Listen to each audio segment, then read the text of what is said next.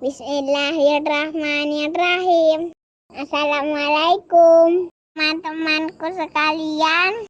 Sebelum kita mulai menuntut ilmu, yuk kita perhatikan adab-adab menuntut ilmu. Yang pertama, niat karena Allah.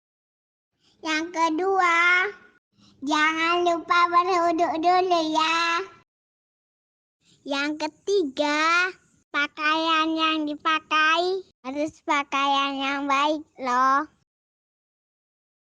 Yang keempat, buku dan alat tulisnya harus lengkap. Yang kelima, harus duduk dengan tenang. Jadi tidak boleh tidur-tiduran ya. Yang keenam, harus didengarkan dari awal sampai akhir.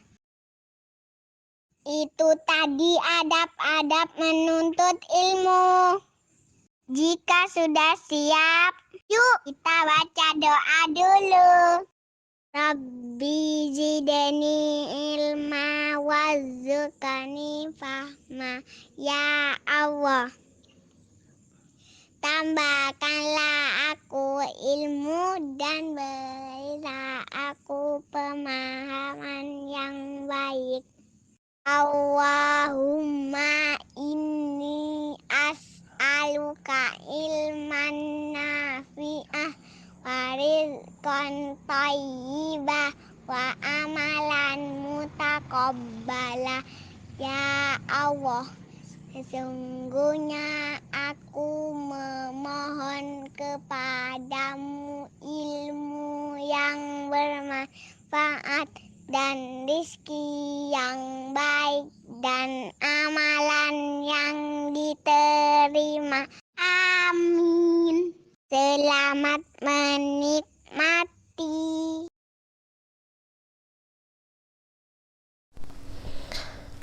Bismillahirrahmanirrahim. Assalamualaikum warahmatullahi wabarakatuh. Innal hamdalillah nahmaduhu wa nasta'inuhu wa nastaghfiruhu wa nastahdihi wa na'udzu billahi min syururi anfusina wa min sayyiati a'malina. May yahdihillahu fala mudhillalah wa may yudlil fala hadiyalah. Asyhadu an la ilaha illallah wa asyhadu anna Muhammadan abduhu wa rasuluhu. Allahumma salli ala Muhammad wa ala alihi wa sahbihi ajma'in. Ya ayyuhalladzina amanu taqullaha haqqa tuqatih wa la tamutunna illa wa antum muslimun. Amma ba'd. Alhamdulillah, anak-anakku santri kutab yang ustadzah sayangi karena Allah. Wahai pejuang peradaban, wahai pejuang ilmu, wahai pejuang ketaatan kepada Rabb kita, kaifa halukunna. Semoga Allah berikan kepada kita kesehatan, Allah berikan kita waktu-waktu yang barakah, setiap waktu yang Allah berkahi, setiap waktu yang bermanfaat. Segala pujian hanya milik Allah di waktu pagi dan sore hari. Segala pujian bagi Allah dengan sebanyak-banyaknya. Allah Maha Besar dengan sebesar-besarnya. Alhamdulillah, anak-anakku santri kutab yang ustazah sayangi karena Allah. Alhamdulillah, bersyukur kepada Allah karena Allah telah memberikan kesempatan kepada kita untuk semakin dekat kepada Al-Quran, semakin mau mentadaburi Al-Quran, hingga dengan mentadaburi Al-Quran, alhamdulillah, kita semakin mengenal siapa Rabb kita. Kita semakin tahu bagaimana kehidupan kita kelak, bagaimana kehidupan apabila kita melampaui batas bagaimana kehidupan kita apabila kita menjadi orang yang bertakwa. Masya Allah.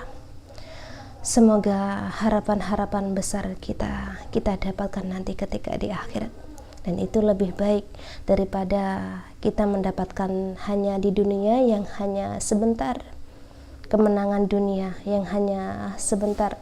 Maka kenikmatan itu tidak sebanding dengan kenikmatan yang Allah berikan di akhirat, karena itu lebih panjang perjalanannya, karena itu lebih luas, lebih tidak terbayangkan betapa nikmatnya kehidupan di surga yang telah Allah sediakan bagi orang-orang yang bertakwa. Masya Allah, alhamdulillah anak-anakku, di surat An-Naba dari ayat yang ke-31 sampai ayat yang ke-40, Masya Allah. Jadi sebelumnya Allah telah menerangkan, Allah telah mengabarkan kepada kita bagaimana nasib penghuni neraka yang disiksa, yang diberikan kepada orang-orang yang musyrik, orang-orang kafir, yang siksa di dalam jahanam, neraka jahanam yang begitu pedih, yang begitu menyiksa. Maka Allah bandingkan dengan bagaimana nasib orang-orang yang ketika di dunianya lebih memilih takwa, lebih memilih taat kepada Allah dan Rasul-Nya. Maka Allah berikan kenikmatan, mereka mendapatkan kenikmatan. Allah memberikan kemenangan itu ketika berada di akhirat. Orang yang bertakwa akan menang. Orang yang bertakwa akan bahagia. Di mana? Di surga yang telah Allah sediakan. Masya Allah. Maka dari itu di ayat yang ke-32, hadaiqa wa a'naba, yaitu kebun-kebun dan buah anggur. Hadaiqa wa a'naba, yaitu kebun-kebun dan buah anggur. Masya Allah, inilah yang akan didapatkan oleh kita apabila kita memiliki takwa. Apabila kita orang yang beriman, akan diberikan hadiah oleh Allah, akan dihibur oleh Allah. Jadi belum juga seorang yang bertakwa itu masuk ke dalam surganya Allah, Allah sudah menghibur lebih dulu dengan suratnya. Sebagaimana kalau kalian akan mendapatkan hadiah, tapi sebelumnya kalian mendapatkan surat terlebih dahulu dari yang akan memberikan hadiah, maka bagaimana perasaan kalian? Maka itu adalah hiburan yang luar biasa. Tentu kalian akan senang, siapapun akan senang membacanya, siapapun akan bahagia mendengar kabarnya. Maka begitupun Allah. Sebelum orang yang bertakwa itu dimasukkan Allah ke dalam surganya yang penuh dengan kenikmatan, yang kenikmatannya tidak bisa dibayangkan oleh siapapun, oleh kita sekalipun, nggak bisa dibayangkan. Maka hanya baru dengan membaca ayat-ayatnya Allah, di salah satunya di surat An-Naba ayat yang ke-30, ayat yang ke-31, ke-32, baru dua ini saja, Masya Allah. Ini sudah menjadikan kebahagiaan yang luar biasa bagi orang-orang yang bertakwa, bagi orang-orang yang beriman. Masya Allah. Maka Masya Allah,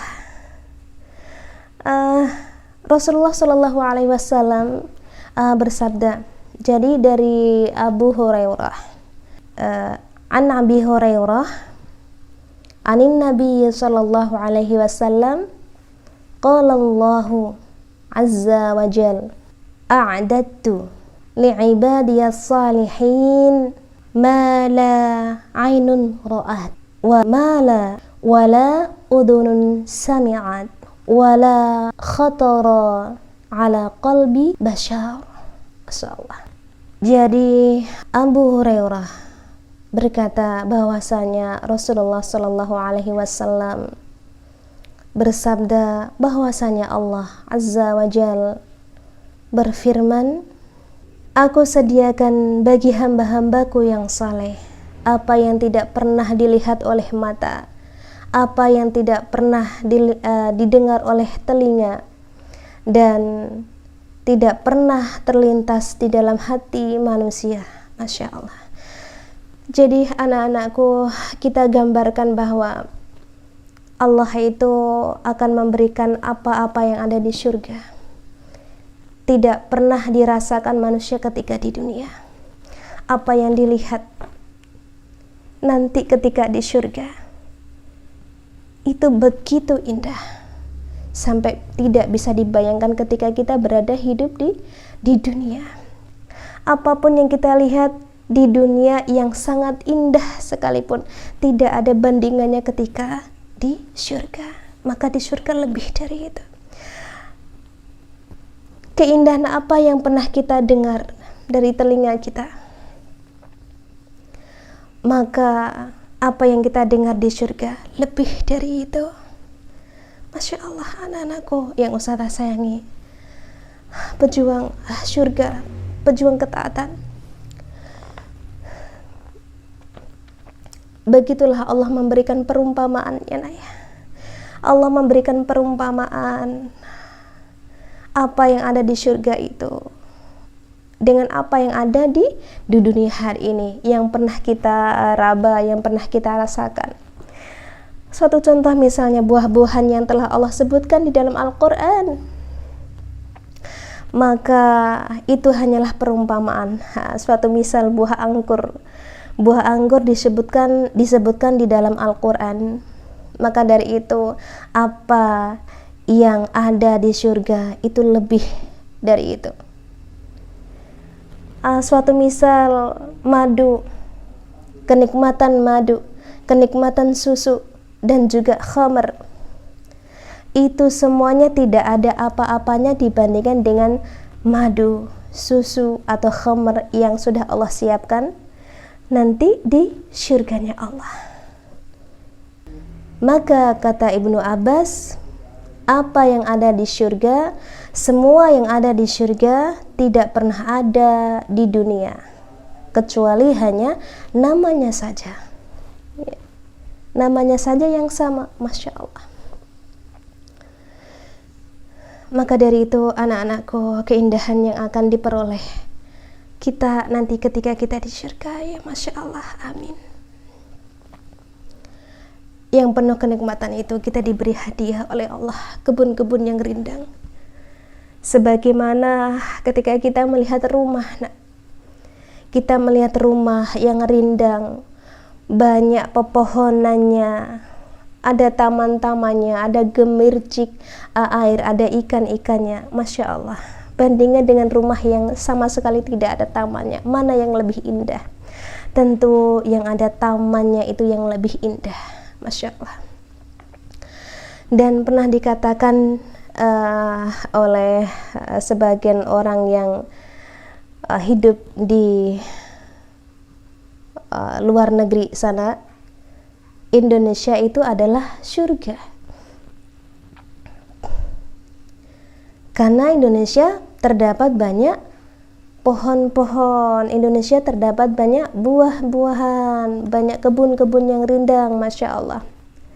Kemudian banyak juga dari negara-negara sebelah tetangga yang ke Indonesia hanya untuk menikmati keindahan alamnya. Contoh salah satunya adalah di Bromo. Dengan keindahan Bromo seperti itu ditata rapi, dan Allah menghidupkan berbagai banyak pohon di sana, berbagai banyak buah-buahan di sana. Keindahan gunungnya, Masya Allah. Maka setiap orang yang jauh ke sana hanya untuk apa? Hanya untuk menikmati keindahan alamnya, Masya Allah. Begitupun juga dengan kita. Kita merindukan dengan taman-taman yang indah, Masya Allah. Maka coba kita bayangkan ada taman yang sangat indah seluruh dunia misalnya. Kita bayangkan di situ ada taman-taman, ada pohon-pohon yang rindang, nikmat dibuat berteduh, nikmat dibuat jalan-jalan. dengan berbagai macam buah-buahan, kita tinggal metik saja. Maka Masya Allah, dengan keindahan yang luar biasa itu tidak ada apa-apanya dibandingkan dengan keindahan taman-taman surga. Maka surga lebih indah dari itu. Kalian pernah melihat ada rumah yang indah, bagus, banyak segala macam buah ada di situ, segala macam bunga-bunga ada di situ. Dengan keindahan seperti itu, maka surga lebih indah dari itu. Maka dari itu, siapa yang tidak ingin meraih surga itu, nak? Siapapun dari kita ingin meraih surga itu. Masya Allah. Kemudian hadaiqa wa a'naba. Hadaiqa adalah kebun-kebun. Kemudian wa a'naba adalah buah anggur. Masya Allah. Kenapa Allah menyebutkan buah anggur? Kenapa Allah tidak menyebutkan buah yang lain? Masya Allah. Setiap yang ada di Al-Quran, setiap Allah menyebutkan sesuatu di Al-Quran, contoh misalnya buah anggur, maka pasti buah anggur memiliki keistimewaan. Masya Allah. Sebagaimana kalau nama kalian disebutkan oleh seseorang, maka tentu kalian merasa bahagia karena pasti kalian memiliki keistimewaan. Nama kalian disebutkan oleh presiden atau oleh ulama besar misalnya, karena kebaikan kalian, maka tentu kalian mendapatkan keistimewaan. Atau misalnya kalian adalah seorang murid yang luar biasa sampai namanya menjadi buah bibir oleh ustadz dan ustadzah kalian, maka Masya Allah. Kenapa kok disebutkan? Karena kalian memiliki keistimewaan. Begitu pula buah anggur yang Allah sebutkan di dalam Al-Quran, karena dia memiliki keistimewaan. Masya Allah. Yang kita pahami dari buah anggur, ada yang hijau, ada yang merah, ada yang ungu dan sebagainya. Dengan bermacam-macam warna buah anggur saja itu sudah berbeda rasanya. Nah, Masya Allah. Namun senikmat-nikmatnya anggur yang ada di dunia, maka itu tidak ada apa-apanya. Dan buah anggur yang ada di surga itu lebih nikmat dari apa yang pernah kita rasakan ketika di dunia. Masya Allah. Kalau sudah seperti itu, siapa yang tidak ingin meraihnya? Kebun-kebun yang rindang yang terbagus di dunia yang pernah kita duduk di sana, itu tidak ada apa-apanya. Maka kebun-kebun di dalam surga yang telah Allah jadikan hadiah kepada orang-orang yang bertakwa, itu lebih indah, itu lebih membahagiakan. Maka itulah kemenangan bagi orang-orang yang bertakwa, kemenangan bagi orang-orang yang beriman. Maka mari kita raih bersama-sama surga itu. Kita raih bersama-sama ridhonya Allah. Kalau Allah sudah ridho, maka kita akan mendapatkan hadiah itu. Hadiah apa yang pertama? Hadiah kebun-kebun yang rindang, Masya Allah. Hadiah buah anggur yang ternikmat. Karena rasa yang ternikmat di dunia itu tidak ada apa-apanya dibanding kenikmatan yang ada di surga, Masya Allah. Tapi kenapa Allah itu menyebutkan buah-buahan yang ada di surga itu padahal tidak sama rasanya, lebih nikmat? Kenapa Allah tidak memberikan nama yang lain buah-buah surga itu? Kenapa Allah berikan nama seperti halnya buah di dunia, ketika di dunia yang pernah kita nikmati, supaya kita mau membayangkan, supaya kita bisa membayangkan, oh buah anggur itu rasanya seperti ini. Masya Allah, rasanya nikmat, manis, ada asam-asamnya, Masya Allah, nikmat dan indah. Melihat buahnya saja sudah nikmat, indah. Maka kita bakalan merindukan buah itu nanti ketika di surga. Ketika kita melihat keindahan alam, melihat keindahan kebun-kebun yang rindang, maka kita pun akan membayangkan, oh nanti di surga bakalan seperti ini kebunnya. Itu bayangan kita yang bisa kita jangkau. Tapi Masya Allah, kehidupan di surga, hadiah dari Allah, itu lebih indah dan lebih nikmat dan lebih nyaman. Nah, Masya Allah anak-anakku, mari kita raih surga itu. Mari kita raih taman-taman surga itu. Mari kita raih buah-buahan yang ada di surga itu. Masya Allah, jika kalian menjadi orang yang bertakwa, jika kalian menjadi orang yang beriman, semuanya akan kalian raih. Dan Allah ridho dengan itu, Masya Allah. Bahkan memetiknya saja tidak susah payah, Masya Allah. Ya anak, maka dari itu ibrah yang bisa kita ambil, berniatlah untuk berbuat baik, berniatlah untuk beramal saleh, dan tulislah perbuatan baik apa yang akan kalian janjikan di hadapan Rabb kalian.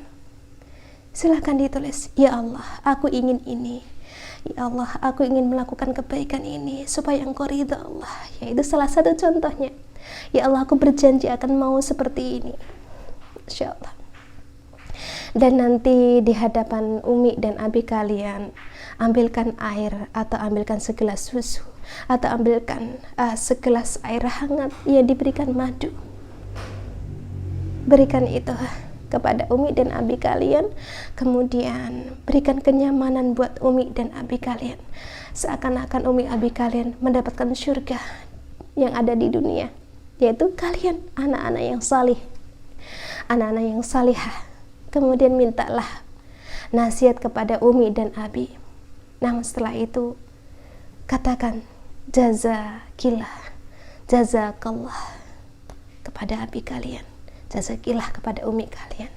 Peluk mereka dengan erat, dengan penuh cinta. Ya Allah, semoga Allah ridha ya nak ya. Kalian bisa minta didokumentasikan dengan video, melalui video nanti dikirimkan kepada ustadzah ya. Masya Allah anak-anakku, sekiranya itu yang bisa ustadzah sampaikan. Semoga kita menjadi penghuni surga, maka takwakanlah diri kita, maka jadikanlah diri kita orang-orang yang beriman. Masya Allah. Aqulu qawli hadza wastaghfirullah li wa lakum. Wassalamualaikum warahmatullahi wabarakatuh.